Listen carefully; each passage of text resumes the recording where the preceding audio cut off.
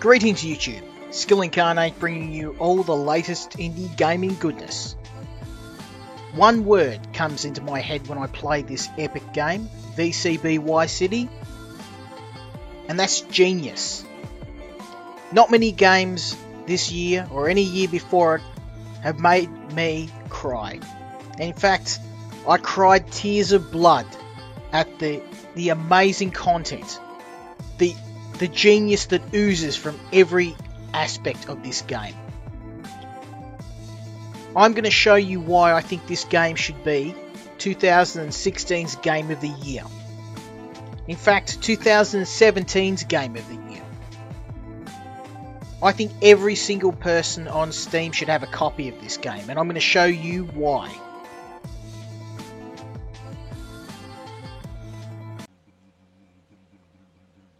And here we are in the game, and as you can see, first off the bat, this is not a rip-off of Grand Theft Auto or Vice City.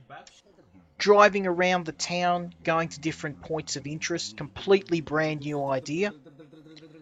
The next thing, I'm skipping past all of these cutscenes because the level of detail to the story in this game, absolutely gripping stuff. I don't want to give even a tiny bit of the plot away. We're talking Da Vinci Code level of quality here. Fantastic stuff. Now, again, onto the graphics. On the right hand side, we can see one of the buildings. Some people might argue that it was done in Microsoft Paint in 30 seconds. I argue that that is not true. It looks incredible. Photorealistic, just like these trees on our left here. Absolute brilliant stuff. As you can see, the textures in the game, perfectly aligned. It doesn't look like the bricks on the left have been mashed up and the textures mismatch the building. They're absolutely brilliant.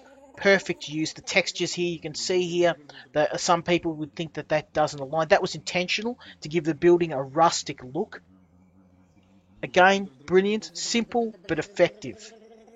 Now, moving on, the actual car that we use. Some people, again, would argue that this was just done in Blender in about 30 seconds by mashing a couple of blocks together. Again, these people are ignorant. They don't see the vision of the developer. And it upsets me that people would accuse them of that. Again, I'm skipping past these cinemas. I don't want to give any of this game away. I just want to show you the brilliance of this game, the vision of the designers, so you can go out and experience this for yourself. 2016 Game of the Year. Big game companies, EA, pack your stuff up. You guys, you can't compete. What are you going to do? How are you going to compete with this? You got nothing, mate. Now, I'm going to skip a little bit more into the game. It's not because I would be driving around for another 20 minutes going to points of interest on the map. No, it's because I don't want to give away any more of this fantastic gameplay. It's brilliant, and there's so much more of this game to see. So let's skip ahead and I'll show you a little bit more about the game. And what we'll do is we're going to skip to the end of this level, and I'm going to show you a little bit of the other element of the game, which is your world exploration and some of the shooting in the game. If you think this is good, wait till you see that. Wait till you see the shooting in this game. It's absolute brilliant stuff. We're talking a Crysis 3 sort of quality.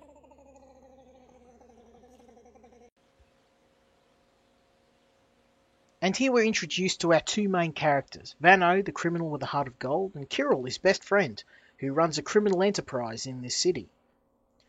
The first thing that you'll notice off the bat is the level of quality in the character models, specifically the faces. A lot of people might think that they've just taken a PNG image and slapped it on a character model designed by an infant. But again, that's the developers showing their art. And it's just brilliant stuff. Everything about this game just oozes quality. And we're about to see the shooting section of the game, and the third-person action, the AI, the entire package is just breathtaking. Now, the first thing I have to mention is the character. Again, the character models. Look at this. Photorealistic stuff. The model, it looks like he's got a Glock there. and the colour scheme, the design of the Glock, extremely realistic. I'm sure that is exactly what a Glock would look like. Now, having fired a Glock, I can tell you the actual sounds of the Glock. Pew pew, 100% realistic. All of the weapons in this game, the sound has been, obviously they've been to a firing range extensively testing these guns and have gotten the handling and the sound effects of the guns down pat. Now moving on to the enemy AI. A lot of people might think that the enemy is just aimlessly wandering around without any sort of objective or intelligence. And that's just the game lulling you into a false sense of security. Now, we're just going to open fire on this guy and watch as he just runs directly at us. Again, bring stuff. He's I'd like to think he used that tree for cover, but again, you never know with the level of detail in this game. It's just amazing stuff. As you can see here, I'm outnumbered, so I'm retreating. And as you can see here, they've put a lot of effort into this game. The enemy's running straight at me, and look at that. I can kick a man's body the length of a football field.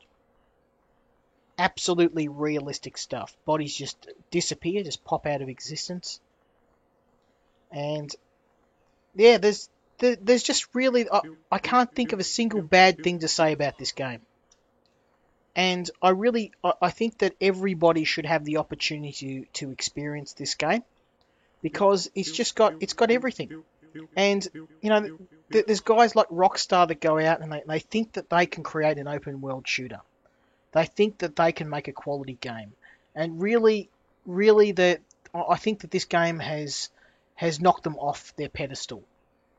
And anyone who is even considering playing something like Grand Theft Auto really should be playing this game first, because this is a level of quality far above anything that I've seen from Rockstar or any other open world game. So that's it for this game. Absolutely brilliant stuff.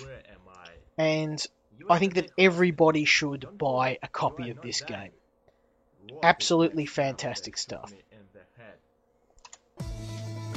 Now, obviously, this was a joke.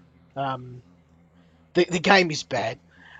So, I did enjoy playing it, but I had to do standard disclaimer. Please don't hate on the developers. I didn't. This was one of those games that was so bad it's good. But I actually did enjoy it, and I got a little bit of. I had a bit of fun playing it. It's not too bad. Would I recommend everyone to play it at the current price on Steam? Probably not.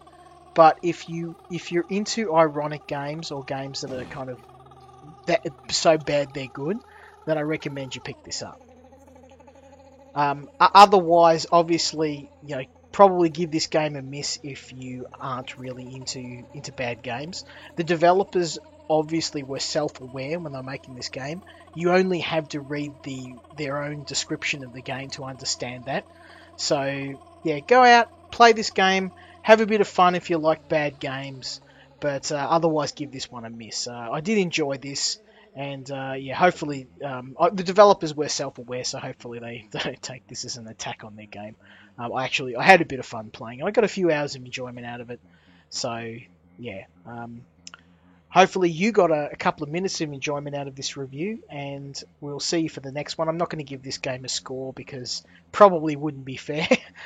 But yeah, if you like this episode, please subscribe and leave me a comment. Leave me, give me a thumbs up if you want, and we'll see you for the next review.